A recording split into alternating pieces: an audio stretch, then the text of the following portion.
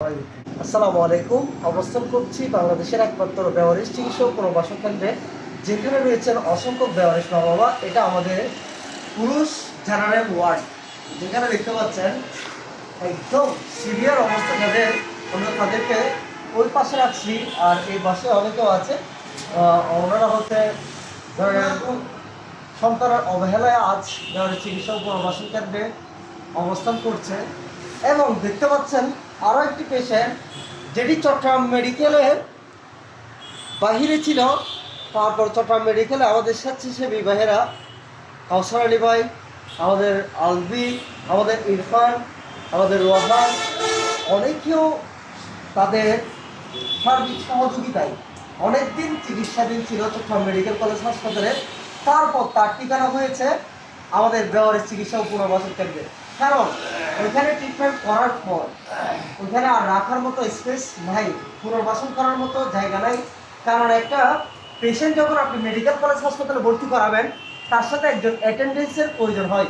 যেহেতু এই রোগীটি ভাইরাল ছিল, সেক্ষেত্রে ওনার জন্য কয়েকজন অ্যাটেন্ডেন্স হয়ে ওনাকে ভর্তি করিয়ে কিছুদিন ট্রিটমেন্ট করানোর পর এখন শেষমেশ তার জায়গা বা ঠিকানাটা কোথায় হবে।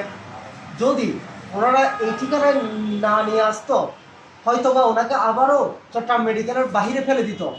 ওনাকে এখানে আনার কারণে এরকম একটি উনি মেডিকেল বেড পেয়েছে এবং উনি একটা থাকার বাসস্থান হয়েছে ওনার।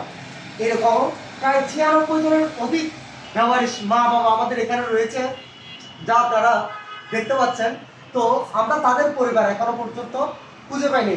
আমি এই ভিডিওটা করার কারণ হচ্ছে, আরও একটু কাছ থেকে দেখা উচিত, যদি ওনার পরিবার পর্যন্ত এই ভিডিওটি পৌঁছায়, আপনাদের সকলের কাছে রিকোয়েস্ট, আপনারা সকলে ভিডিওটি শেয়ার করবেন যাতে করে ওনার পরিবার পর্যন্ত এই ভিডিওটি পৌঁছায়। ওনার পরিবারের লোকজন যদি আমাদের এই ঠিকানায় চলে আসে কিংবা আমাদের ফোন নাম্বারে যোগাযোগ করে, তাহলে আমরা সত্যতা যাচাই করে ওনাদের হাতে আমরা হস্তান্তর করব। আমি আমাদের ঠিকানা বলছি, হাটহাজারী, বড় দিঘির পাড়, সুলতান নসরত শাহ জামে মসজিদের ঠিক অপোজিটে বেওয়ারিশ চিকিৎসা ও পুনর্বাসন কেন্দ্র। আমাদের হটলাইন নাম্বার 01819832 এটি আমাদের নাম্বার। এই নাম্বারে যোগাযোগ করে যদি ওনার পরিবারের পর্যন্ত এই ভিডিওটি পৌঁছায়, তাহলে আমাদের সাথে যোগাযোগ করে এখান থেকে ওনাকে নিয়ে যেতে পারবেন। তো এখন আমাদের ড্রেসিং কার্যক্রম শুরু হবে। এই যে দেখতে পাচ্ছেন আমাদের ড্রেসিং বক্স, সাথে দেখতে পাচ্ছেন আমাদের এই যে টিমের স্টাফ এবং আমাদের সহযোগী যিনি ভিডিও করছেন আমাদের আসি, আরও অনেকে রয়েছে যারা আসবে এখন। তো এখন আমরা ওনাকে আমাদের ড্রেসিং কার্যক্রম শুরু করার আগে আমি জাস্ট আপনাদের কাছে ওনার ভিডিওটি তুলে ধরলাম, কারণ আমরা চাই ওনাকে ওনার পরিবারের কাছে হস্তান্তর করতে। উনিও কোনো এক ফ্যামিলির সন্তান, কেউ পৃথিবীতে বেওয়ারিশ হয়ে আসে না। কোনো অ্যাক্সিডেন্টজনিত কারণে হয়তো বা বেওয়ারিশের ঠিকানায় চলে আসতে হয়। তো সরকার কর্তৃপক্ষের কাছে আবেদন করব যেন বাংলাদেশের মধ্যে একটি বেওয়ারিশ মেডিকেল কলেজ হাসপাতাল হয়। যদি তাও না হয়, যতগুলো সরকারি মেডিকেল কলেজ হাসপাতাল আছে, প্রতিটা হাসপাতাল একটি করে ওয়ার্ড বেওয়ারিশদের জন্য বরাদ্দ করা হোক। এটাই আমাদের দাবি, এটাই আমাদের আবেদন আপনাদের কাছে।